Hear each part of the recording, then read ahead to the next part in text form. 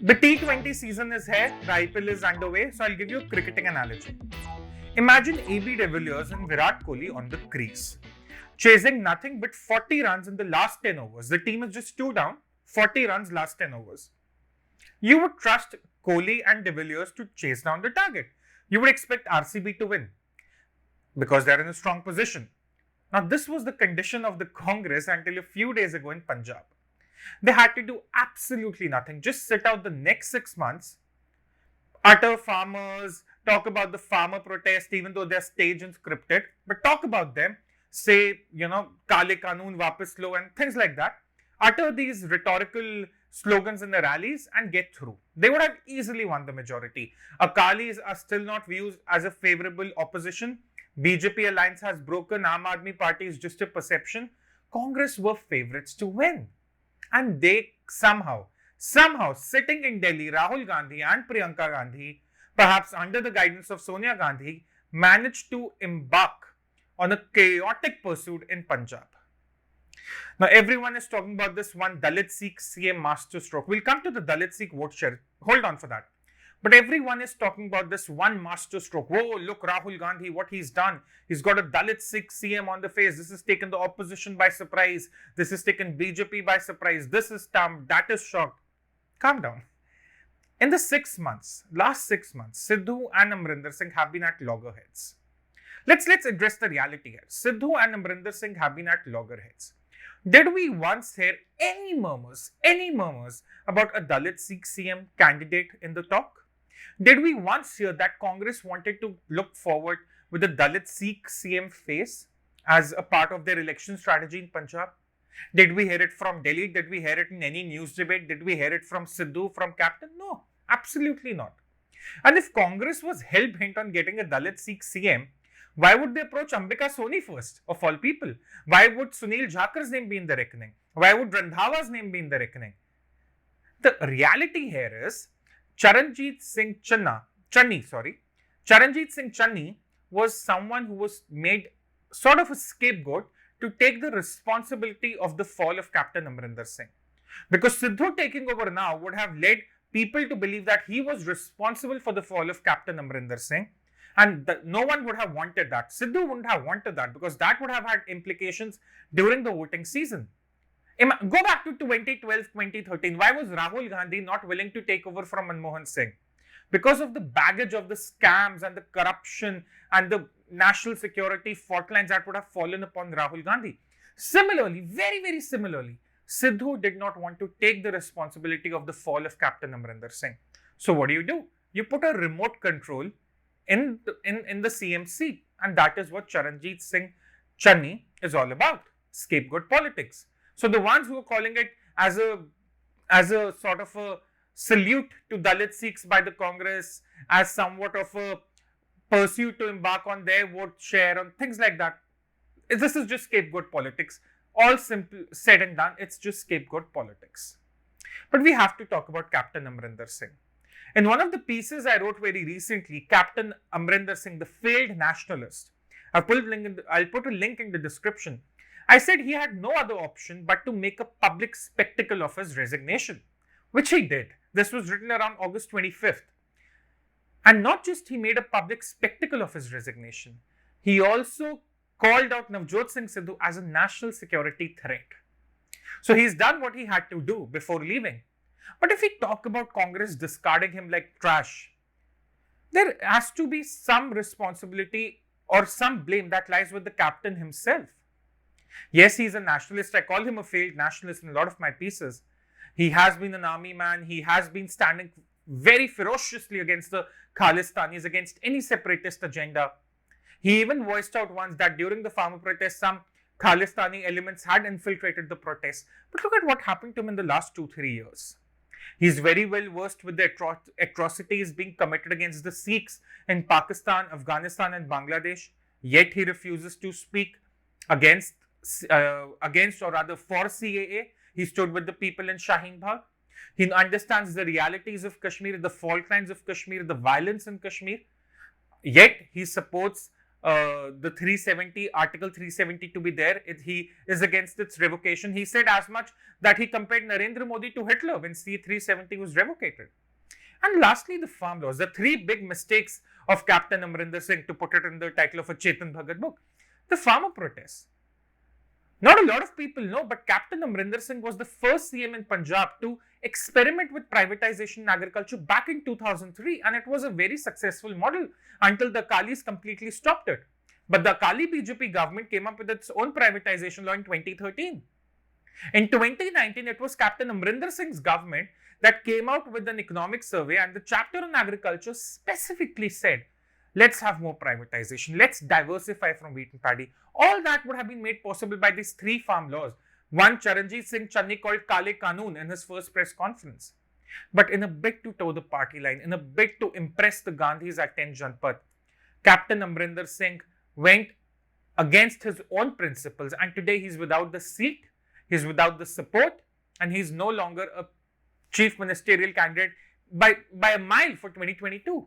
Look at how he wrote his own political obituary. Now, one has to come on the other stakeholders also. But before that, before I go to the other stakeholders, let me talk about this one comparison being floated around that, look, BJP did it in Gujarat, so the Congress can do it in Punjab. There is a difference. Let's not compare the two. Let's not fall into that trap where people can get away by saying, oh, these two are similar. BJP has never struggled with power transitions. Congress always has. Look at Congress in Madhya Pradesh. Look at Congress in Punjab. Look at Congress in Rajasthan. Look at Congress in Uttar Pradesh. The struggles have been very, very visible. Look at Congress in West Bengal, virtually non-existent. Look at Congress in Bihar, a baggage on the allies. But let's talk about the power transition. In Madhya Pradesh, Rahul Gandhi was very happy to put out that Leo Tolstoy quote when Madhya Pradesh elections were won, putting Kamal Nath on one side and Sindhya on the other. He was very happy that something about patience he wrote. But that power transition failed. Sindhya is now in the BJP. He's a minister of state. What happened to what is going on rather with Sachin Pilot in Rajasthan, with Ashok Gehlot? What happened in Punjab? So Congress has always struggled with power transitions. But talking of Gujarat, Vijay Rupani was very happy to quit the seat. He felt humbled. He did not feel humiliated. Captain Amrinder Singh felt humiliated. There's a difference in humility and humiliation. This is the difference between the BJP and the Congress. So to say that, oh, the BJP did the same thing a few days ago is incorrect. But let's come to the stakeholders in Punjab now. Captain Amrinder Singh has left. We don't know what he'll be up to next. He might join the BJP. He might come up with his own faction, making it a five-way contest. But at this point, it's very unclear because he claimed the support of 24 MLAs and the magic number in Punjab was 58. But somehow Charanjit Singh Channi has those numbers, so he has the government there. But what about Captain Amrinder Singh? Will he float his own party? Will he join the BJP? We don't know. The Aam Aadmi Party, there's a great perception on Twitter that, hey, Aam Aadmi Party is going to win. Congress is clearing the stage for the Aam Aadmi Party. I don't know. There's no shame in admitting I don't know, because in 2019, when I was on the ground, Aam Aadmi Party was a laughing stock everywhere but Sangrur, where Bhagwant Singh Mann won. Now, in 2 years, 2.5 years rather, between 1.5 years being taken away the pandemic, I don't know what exceptional business AAP has conducted on the ground in Punjab within its network that they are now the top contenders for the job in 2022. I don't know. So I would not like to believe that AAP is a primary favorite to win the 2022 election or even the prime opposition party. A lot of MLAs had deserted them. From 4 MPs in 2014, they went to 1 MP in 2019. So maybe just this is a perception that is being floated around the Noida media that AAP is the primary favorite for 2022.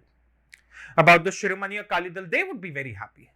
They would be very, very happy right now because it's all about the vote share. Let's go back to 2017 vote share.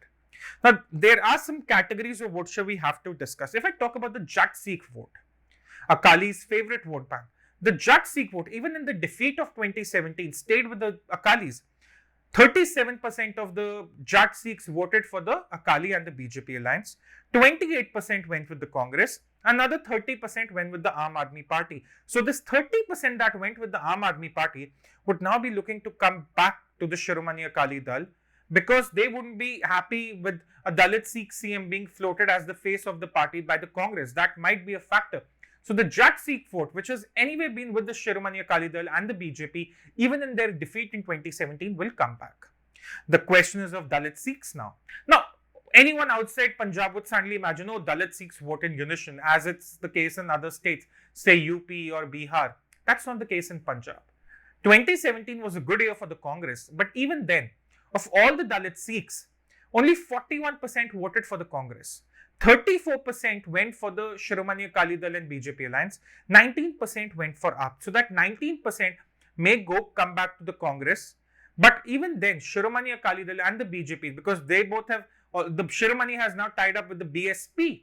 So that factor will also be weighing on the minds of the Dalit Sikhs that, oh, Shiromani Akali Dal and the BSP alliance, the Mayawati alliance is also a factor.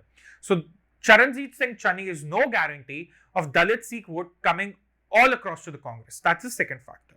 Let's talk about Hindu Dalits. 43% of the Hindu Dalits voted for Congress in 2017, 26% for Shiromani Akali Dal and BJP, 21% for AAP. Now, Hindu Dalits, how do they view the Mayawati factor? That could prove an uptick for the Shiromani Akali Dal and the BSP lines. BJP would be fighting alone. That might just take away some vote share from AAP mainly and from the Congress. That's another problem. If you talk about the non-Dalit Hindu vote, 48% of them voted for the Congress, but they voted for Captain Amrinder Singh.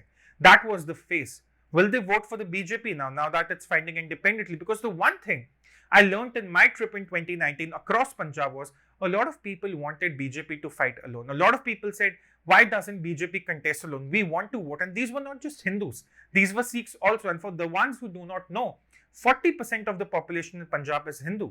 So it's not like BJP has no vote share or no prospect of winning any votes there. So it's not going to be a smooth sail for the Congress. And if it becomes a five-way competition between Congress under Sidhu or Charanjit Singh Channi, Aam Aadmi Party, BJP, BSP and Shiromani Akali Dal alliance and Captain Amrinder Singh's faction for all around 120 seats, it's going to be a chaotic mess.